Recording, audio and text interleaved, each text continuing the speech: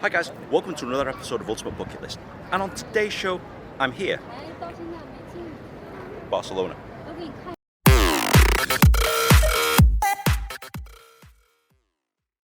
The Camp Nou. Incorrectly pronounced in English as the Nou Camp, this is home to FC Barcelona, one of the world's powerhouses in football. And their stadium here at Camp Nou is the largest football ground in Europe. But what's it like to actually go around this place, given that it has so much history? Well, let's find out. This is one of the most famous football grounds in all of the free world. So what's it like to actually do the tour? Well, let's find out. From the metro station, it's just a few streets away. Now, according to the phone sat-nav, it should be right in front of me. And the signs say that it's here, but there's no indication as to where it actually is, until you walk towards it. And for a 100,000 seat stadium, it's not particularly very tall. You'll need to buy a ticket from the ticket office, and the entrance to the museum and stadium tour is literally across the way here. Once you've paid your money, it's time to go up these stairs, and it's a self-guided tour, which means that there is no tour guide. You actually just show yourself around by looking at the signs and following the arrows. It's pretty simple to understand. There's various sections of this tour whereby they take pictures of you and try and sell it to you afterwards at the gift shop, which is quite common with football tours these days. You get to see the Barcelona Museum, which houses some ancient relics and lots of trophies, and it's all very educational if you're a fan of Spanish football, particularly when it comes to Barcelona. You'll get to see all of their European Cups, and one thing's for sure, Lionel Messi is an absolute god here. There's several exhibits dedicated solely to him, and they house their Ballon d'Or awards, they house all of his Golden Boot awards, and they tell you pretty much about the life story of Lionel Messi. So that's cool to know if you're interested in that sort of thing. Boy, he really is a god around here. Once you get bored of the museum, it's time to actually look at the stadium itself. Walk through the steps and take in your first view of the stadium, with its famous catchphrase, Més que un club, which means more than a club, and it actually starts to look like what it does in the photos and videos now. But the middle here can get quite busy, so I highly recommend you climb the stairs and take in the view from the top level. Alternatively, walk to the corner where you'll get an even better view. And it's a lot less busy here in the corner, and you can certainly spend some time taking in the sights. Be patient guys, because there's a lot of tourists here. If you get bored of that, go downstairs where you walk past all the corporate hospitality bits that they don't let you anywhere near, and this pseudo Barcelona art gallery, which they also don't let you near. But one thing's for sure, they also give you access to the player interview area, which you can take photos of, and the press conference room, which, surprise surprise, they don't let you near that either, which is a shame. You then get to visit the away team's dressing room, and I gotta admit, this is probably one of the nicest away team dressing rooms I've seen. It's big, it's spacious, it's got a lot of stuff, and it's actually quite comfortable for the away team. They actually get a lot of things: massage tables, fridges, tactical boards, hot tubs, and it's actually quite nice. But if you do want to visit the home team's dressing room, surprise surprise, that costs a little extra. You then get to walk down the players' tunnel, and before you walk out onto the field, check out the chapel on the right hand side here. Obviously, Spain is a very religious country and most players are Catholic, so you can say a quick prayer in here before you step out onto the field.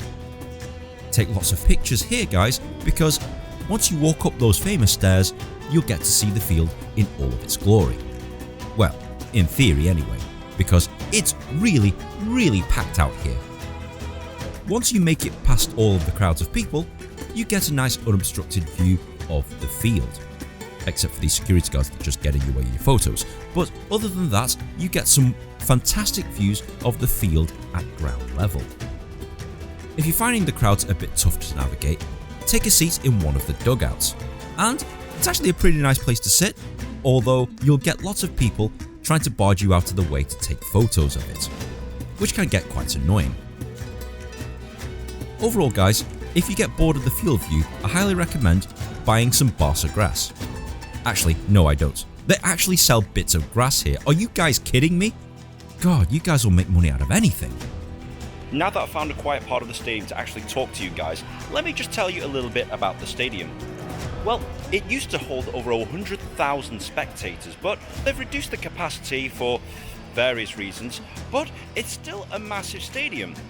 And one thing they definitely don't tell you about, it's hella busy. You know, it's 4 in the afternoon on a Tuesday, and this place is inundated with groups, school groups, etc. And sometimes that's fine, sometimes it gets a little annoying with, you know, rambunctious kids just getting in your way. So bear in mind, if you do come here, expect it to be busy. Barcelona is one of the most popular clubs in the world, and a lot of people want to come here and see this. So if you do want to come here, you're going to have to take your time. Be really patient because, you know, everyone's lining up in the same spots for the same photos. So be prepared to wait. Don't lose your temper, and, you know, hopefully you'll have a decent time here. So once you've taken a last view from the field, it's now time to climb the stairs. Oh, this looks interesting. Barca virtual experience. That looks like fun. Wait, another €6? Are you guys serious? It does look like fun, and this lady right here has absolutely no idea that I'm standing right in front of her. So, it must have been a good experience. But teams like Liverpool actually give you this for free, so yeah, it's a bit of a gouge. What else is a bit of a gouge is that they try and sell you pointless shit, like bits of goal net. Seriously, they're trying to sell you bits of goal net, and obviously more bits of grass. And if you want a photo taken with a cup, that costs extra as well. These guys really know how to take the piss and try and take money off you. But if you're not buying any of that stuff, take the elevator all the way up to the press box. Now, the press box is high up on top of the field, and I got to admit, it's quite Spartan. The facilities are pretty basic, and considering TV studios operate from up here, it's actually quite surprising of how basic this place actually is. And here's the award for the most pointless seats in the stadium. You can only see 3/4 of the pitch from up here. These seats are, believe it or not, located directly under the press box, and it's a pain in the ass to get out of. Oh, you're selling more crap now. Well, at least it's a coin, it's somewhat of a collectible. You can also buy this fake euro note for €5. Yay, I guess. But once you get bored of the view on top of the press box, go downstairs where they'll show you a Barca exhibit. It's an interactive video display, and it shows you the history of Barcelona Football Club, if you didn't know what it was already. You then get to walk down this cool tunnel, and then, surprise surprise, the tour ends. This is the gift shop. Don't get me wrong, it's a very lovely gift shop, but if you are going to buy anything here, bear in mind that the prices are horribly inflated. And definitely don't buy this kit. This is bloody awful. I quite like the yellow one though. So overall guys, the tour, it was actually okay. I'm not going to say it was a brilliant tour, and I'm not going to say that it was a really bad tour. It was somewhere kind of in the middle. One thing that ruins the tour, however, is pretty much the price gouging. Now, I did the basic tour whereby, well, you can't really call it a tour because I showed myself around. You know, you could walk around the stadium yourself and they just charge you money. It's like an entrance fee. But the problem with that is that if you want to do any of the cooler things, like the virtual reality experience, or go into different parts of the stadium, that costs a little bit extra. And it quickly adds up if you do want to do those things. Apparently, there's an option to do absolutely everything, including visiting the home team's dressing room and having a guided tour and having an audio guide and whatever, but apparently that costs an arm and a leg. Literally about €150, if my memory serves me correctly. So yeah, a stadium tour can be quite pricey here in Barcelona.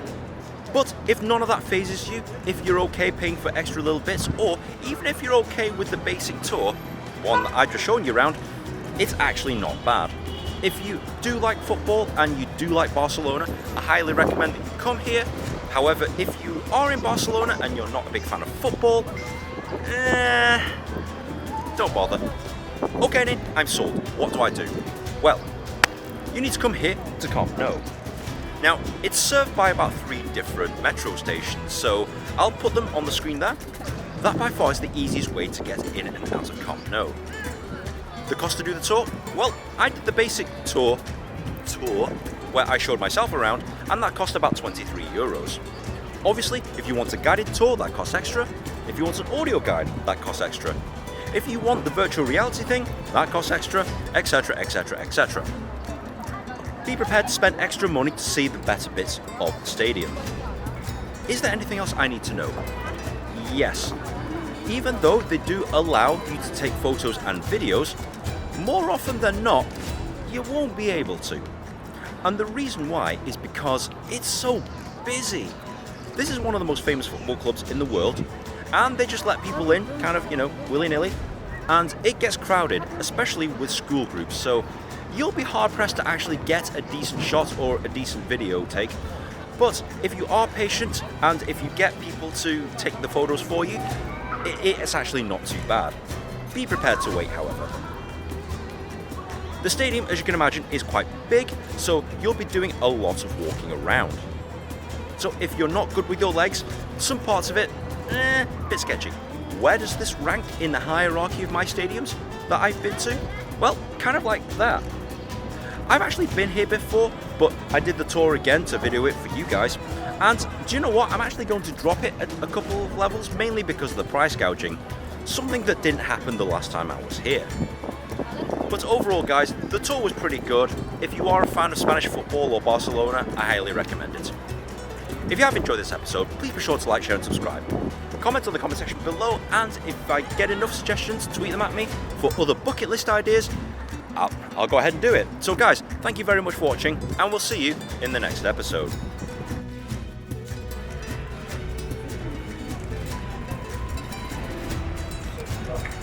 So what